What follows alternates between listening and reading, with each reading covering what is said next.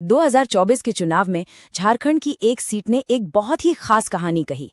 तो आज हम टोरपा विधानसभा के जनादेश का एक गहरा और पूरी तरह से निष्पक्ष विश्लेषण करेंगे, ये समझने के लिए कि लोकतंत्र की जड़ें जमीन से कैसे जुड़ती हैं और कौन सी ताकतें इसे असल में आकार देती हैं। देखिए, कहानी शुरू होती है टोरपा की मिट्टी से। ये खूंटी जिले का वो इलाका है जो जंगलों, पहाड़ों और खनिजों से तो भरपूर है, लेकिन इसकी जो असली पहचान है और इसकी राजनीतिक चेतना, वो यहाँ की गहरी आदिवासी संस्कृति और अस्मिता से जुड़ी हुई है।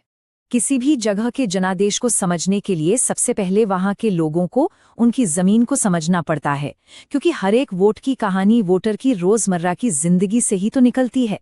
तो चलिए इस क्षेत्र की सामाजिक और आर्थिक बुनावट को थोड़ा और करीब से देखते हैं। टोरपा एक आरक्षित सीट है और इसकी वजह है ये आंकड़ा। यहाँ की करीब 73% आबादी आदिवासी है, जिसमें मुंडा और उरांव समुदाय सबसे ज्यादा हैं। अब ये सिर्फ एक नंबर नहीं है, बल्कि ये वो सामाजिक धुरी है जिसके चारों ओर यहाँ की पूरी राजनीति घूमती है। और ये आंकड़ा देखिए, यहाँ के लगभग 42% आबादी बहुआयामी गरीबी में जी रही है। ये सिर्फ एक स्टैटिस्टिक नहीं है, ये इस इलाके के हजारों परिवारों के रोज के संघर्ष की कहानी है, उनकी उम्मीदों और उनकी मजबूरियों की कहानी। यही आंकड़ा बताता है कि लोगों के लिए असल मुद्दे क्या हैं। खूंटी जिले में साक्षरता दर करीब 64% है। ये आंकड़ा ये तय करता है कि कोई भी राजनीतिक संदेश लोगों तक कैसे पहुंचेगा और सरकारी योजनाएं कितनी असरदार ढंग से समझी और इस्तेमाल की जाएंगी। आप कह सकते हैं कि ये शासन और जनता के बीच बातचीत का एक बहुत जरूरी पैमाना है। और जब हम स्थानीय लोगों की सुनते हैं तो इन आंकड़ों को एक इंसानी चेहरा मिल जाता है। बेरोजगारी यहाँ का सबसे बड़ा, सबसे निजी मुद्दा है।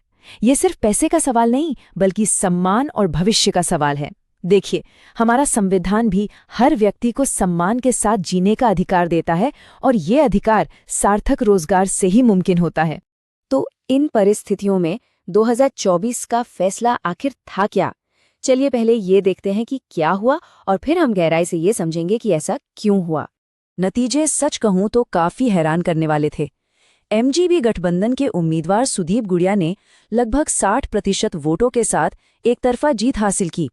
आप ये वोट शेयर का अंतर देखिए, ये किसी करीबी मुकाबले की तरफ नहीं, बल्कि एक साफ राजनीतिक लहर की तरफ इशारा कर रहा है।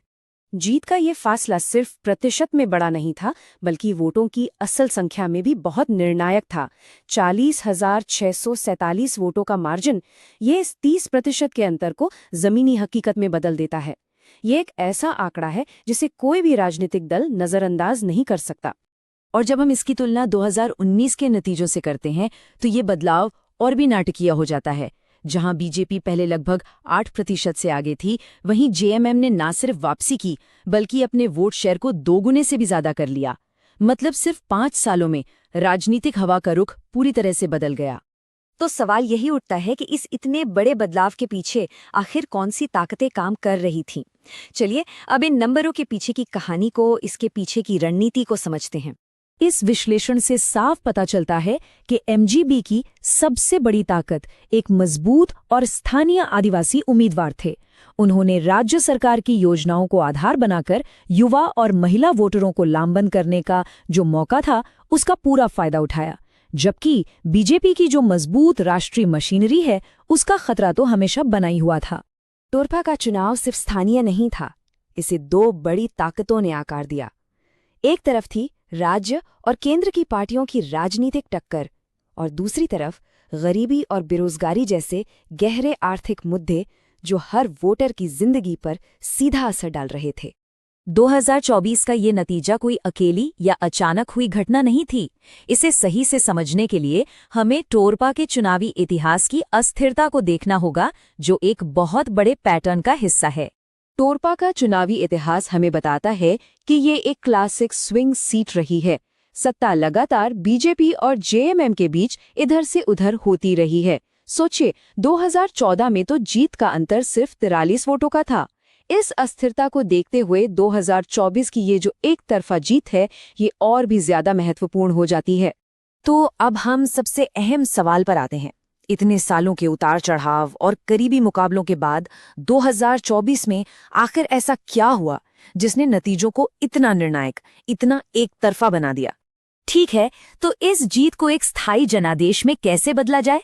आइए अब एक ऐसे रणनीतिक खाके को देखते हैं जो न सिर्फ असरदार शासन बल्कि भविष्य के अभियानों की भी नींव रख सकता है। स्रोत में इसे चतुर्मुख सिद्धांत कहा गया है, मतलब एक 4 स्तंभों वाली रणनीति। इसमें चुनावी जमीनी संपर्क, संगठन की मजबूती, एक स्पष्ट नैरेटिव और संसाधनों का सही इस्तेमाल, इन चारों पर ध्यान दिया गया है ताकि 2024 की जीत को और आगे बढ़ाया जा सके। ये जो चरणबद्ध अभियान योजना है, ये दिखाती है कि जीत के लिए एक सुनियोजित और अनुशासित नजरिए की जरूरत होती है, जिसमें 90 दिनों की हर गतिविधि, रिसर्च से लेकर जमीनी सक्रियता तक सब कुछ पहले से तय हो। और अंत में तोरपा में राजनीति का भविष्य, वोटर तक पहुंचने के 2 बिल्कुल अलग-अलग नजरियों के बीच एक मुकाबले के तौर पर देखा जा सकता है। 2024 की जो लड़ाई थी वो 2 अलग-अलग नैरेटिव के बीच थी। एक तरफ नौकरी, पानी, सड़क और सम्मान जैसे असली जमीनी मुद्दे थे जो लोगों की जिंदगी से सीधे जुड़े थे।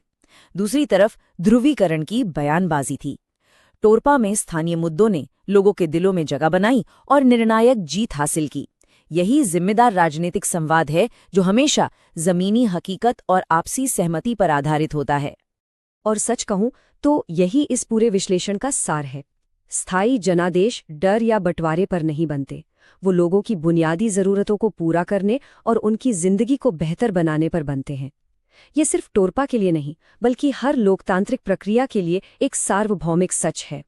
तो आज की राजनीति में सफलता का सूत्र क्या है? वो है आंकड़ों से मिली गहरी समझ को जमीन पर ठोस कार्रवाई में बदलना, ताकि लोगों की जिंदगी सच में बेहतर हो सके। तो ये पूरा विश्लेषण हमें एक बहुत अहम सवाल पर लाकर खड़ा करता है। अगर किसी नेता द्वारा लोगों की बुनियादी ज़रूरतें पूरी की जाती हैं, तो क्या कोई भी बाहरी नैरेटिव वाकई में उनके भरोसे के रिश्ते को तोड़ सकता है? इस पर सोचिएगा ज़रूर। अगर आप एक जन केंद्रित नेता बनना चाहते हैं और अपने क्षेत्र का विकास करना चाहते हैं, तो blueprintstrategies.ai से संपर्क करें। हमें mgr@blueprintstrategies.ai पर ईमेल करें या 0 से 042 04 1602 पर कॉल करें। राजनीति से परे एक उद्देश्य।